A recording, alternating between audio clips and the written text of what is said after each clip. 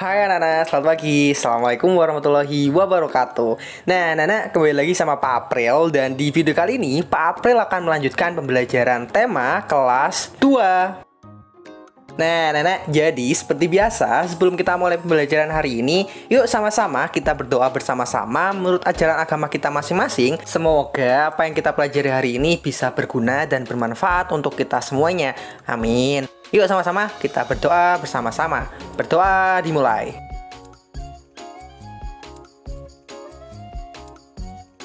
Berdoa selesai. Nah, anak-anak, karena kita udah selesai berdoa, yuk kita mulai pembelajaran hari ini. Oh ya anak-anak, jadi persiapkan juga buku tulis dan juga buku paket tema kalian ya. Disimak bareng-bareng sama Pak April. Halo anak-anak, jadi pada pembelajaran hari ini Pak April akan menjelaskan materi yang ada pada buku paket tema 1 kalian, tepatnya pada halaman 87.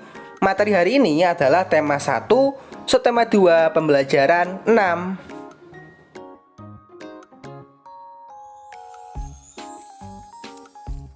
Tibalah saatnya pentas seni hari kemerdekaan. Anak-anak menyanyikan lagu wajib belajar. Nah, anak-anak, coba kalian simak pada halaman 88. Di situ ada lirik lagu wajib belajar. Nah, kalau udah dibuka halaman 88-nya, di sini akan Pak April putarkan ya lagu wajib belajar. Disimak bareng-bareng.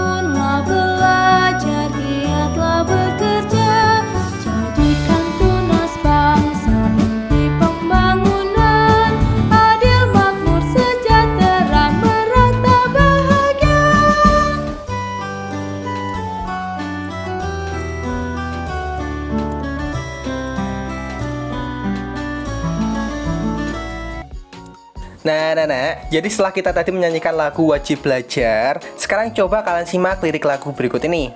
Nah, dari lirik lagu tersebut, berilah garis bawah pada syair lagu yang menunjukkan kalimat ajakan. Nah, jadi menurut kalian bagian mana saja yang termasuk kalimat ajakan? Coba kalian amati baik-baik, dan coba kalian ingat kata apa saja yang termasuk kalimat ajakan. Ya, benar. Yang pertama ada pada kata mari kita laksanakan wajib belajar. Dan yang kedua ada pada kata ayo kita giatkan wajib belajar. Nah, kalian masih ingat kan? Kalimat yang mengandung kata ayo dan juga kata mari itu merupakan kalimat ajakan.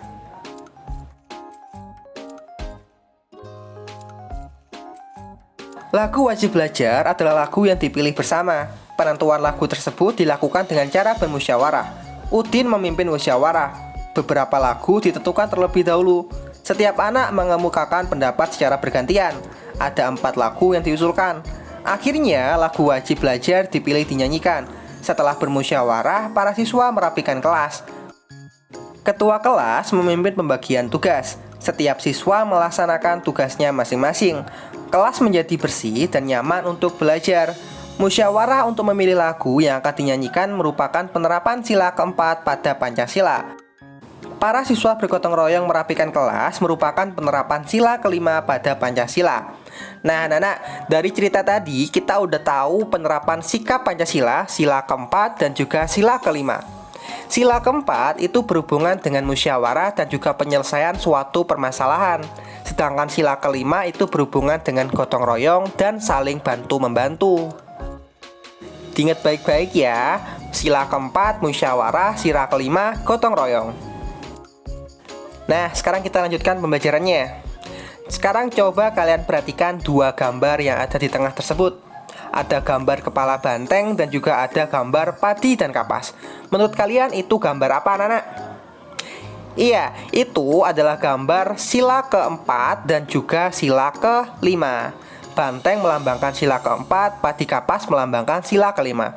Sekarang coba tuliskan rumusan sila Pancasila yang sesuai dengan simbol berikut ini. Sila keempat bunyinya seperti apa, anak-anak? Ya, benar. Sila keempat berbunyi kerakyatan yang dipimpin oleh hikmat kebijaksanaan dalam permusyawaratan perwakilan.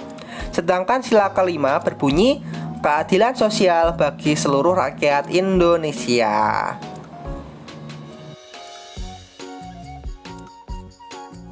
Nah, selain contoh tadi, ada juga beberapa contoh lain yang sesuai dengan sila keempat atau kelima ketika bermain dengan teman-teman kalian. Yang pertama ada memilih ketua kelas dengan mengambil suara terbanyak. Yang kedua ada mau mendengarkan pendapat orang lain. Dan yang ketiga tidak memaksakan kehendak orang lain. Ada juga yang keempat tidak membeda-bedakan teman. Dan yang kelima saling menghormati orang lain. Dan yang 6 nomor terakhir ada membantu teman jika ada yang kesusahan. Nah, itu tadi adalah contoh penerapan sila keempat dan juga kelima. Masih gabung nih. Ada yang tahu nggak mana yang keempat dan juga mana yang kelima? Iya, benar. Yang merah itu melambangkan sila keempat dan yang hijau itu melambangkan sila kelima. Nah, anak-anak, sekarang ayo coba kita kerjakan ayo berlatih. Penonton acara pentas seni cukup banyak. Pada acara pentas seni juga diundang warga dari perkampungan lain. Bagian konsumsi menyediakan kotak makanan dan juga minuman. Ada 362 kotak makanan, ada 356 kotak minuman, dan juga ada 348 botol air mineral. Nah, ada 3 bilangan nih, 362, 356, dan juga 348. Yuk sama-sama kita urutkan dari yang terkecil sampai yang terbesar. Ngomong-ngomong, anak-anak masih tahu kan cara mengurutkan bilangan? Ya, cara untuk mengurutkan bilangan adalah dengan cara membandingkan nilai ratusan, puluhan, dan satuannya. Nah, sekarang coba kita urutkan dari yang terkecil sampai yang terbesar dari bilangan-bilangan tadi. Ada, coba perhatikan.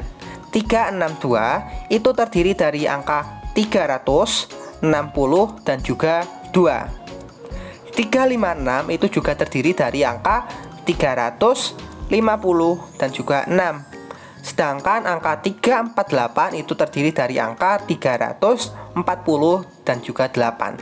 Coba kalian perhatikan bilangan ratusannya. Ratusannya sama, 300, 300, 300. Sekarang kita alihkan ke bilangan puluhannya. Bilangan puluhannya ada yang 60, ada yang 50, dan juga ada yang 40. Berbeda-beda kan? Jadi kita urutkan dari menggunakan bilangan puluhannya. Sehingga kita bisa tahu bilangan yang terbesar adalah 362 dan bilangan yang terkecil adalah 348. Jadi kalau bilangan tadi diurutkan dari yang terkecil sampai yang terbesar, maka hasilnya adalah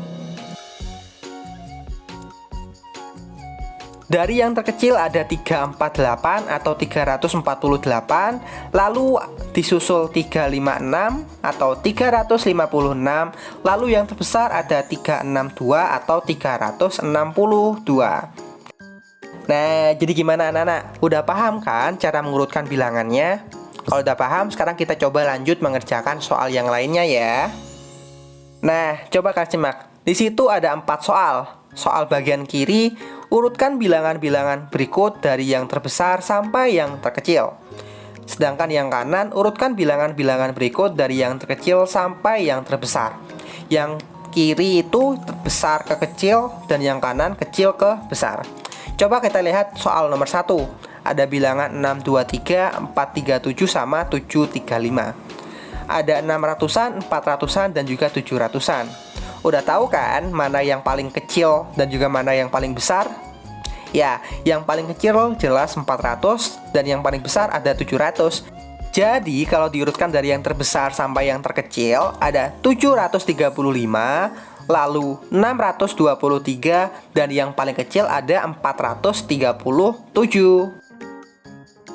Lanjut, sekarang kita coba kerjakan soal yang nomor 2. Kita kerjakan yang ke terbesar sampai yang terkecil. Bilangannya ada 345, 967, sama 464. Ada 300-an, 900-an, sama 400-an. Udah tahu kan mana yang paling besar? Ya, yang paling besar adalah 900 dan yang paling kecil jelas 300-an. Jadi, kalau kita urutkan dari yang terbesar sampai yang terkecil, maka hasilnya adalah yang terbesar 967, lanjut 464, dan yang paling kecil ada 345. Nah, sekarang kita udah mengerjakan yang ke besar sampai yang ke kecil. Sekarang kita coba kerjakan yang terkecil sampai yang terbesar. Soal nomor 1, coba kalian lihat. Di situ bilangannya ada 352, 347, sama 375. Bilangan ratusannya sama semua, 300-an. Jadi kita pakai bilangan puluhannya. Yang pertama 50-an, yang kedua 40-an, dan yang ketiga 70-an. Gimana yang besar? Yang besar 70-an dan yang kecil ada 40-an. Jadi kalau kita urutkan dari yang terkecil sampai yang terbesar, maka hasilnya 347, lalu 352, lalu yang terakhir yang paling besar 375. Sekarang kita coba lanjutkan soal nomor 2. Soal nomor 2 ada bilangannya 453. Ada 467 sama 446. Bilangan ratusannya sama, 400. Yang beda ada pada puluhannya. Ada 50-an, ada 60-an, dan juga ada 40-an. 50, 60, 40. Nah, yang paling kecil mana? 40. Berarti yang paling besar adalah 60. Jadi, kalau diurutkan dari yang terkecil sampai yang terbesar, maka hasilnya adalah 446, lanjut 453, lanjut yang terbesar adalah 467.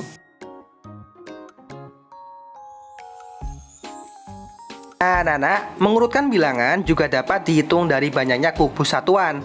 Coba kalian perhatikan beberapa gambar kubus satuan berikut ini. Gambar yang pertama, di situ ada 1 ratusan kubus dan juga ada 7 satuan kubus. Jadi kalau di total ada 107 satuan kubus. Gambar yang kedua, di situ ada 1 ratusan kubus dan juga ada 1 puluhan kubus, lalu ada juga 2 satuan kubus. Kalau di total ada 112 satuan kubus. Lanjut gambar yang ketiga, di situ ada 1 ratusan kubus dan juga ada 3 satuan kubus. Kalau di total ada 103 satuan kubus. 107, 112, sama 103. Nah, coba sekarang urutkan bilangan-bilangan tersebut dari yang terbesar sampai yang terkecil dengan teliti. Besar ke kecil. 107, 112, sama 103. Di bilangan-bilangan tadi, bilangan yang terbesar adalah 112 dan juga bilangan yang terkecil adalah 103. Jadi, kalau kita urutkan dari yang terbesar sampai yang terkecil adalah 112 sebagai bilangan yang terbesar, lalu ada 107, lalu dilanjutkan 103 sebagai bilangan yang terkecil. Oke, sekarang lanjut ya. Coba kalian lihat gambar-gambar berikut ini. Urutkan banyak kubus satuan berikut dari yang paling banyak ke yang paling sedikit. Nah, gambar A, kita hitung ada berapa kubus ya? Ada 300-an, ada 40-an, dan juga ada 2 satuan. Kalau di total ada 342 satuan kubus.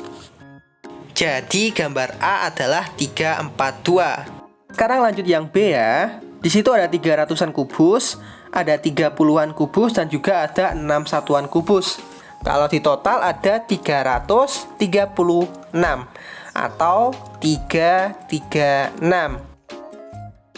Yang terakhir ada gambar yang C.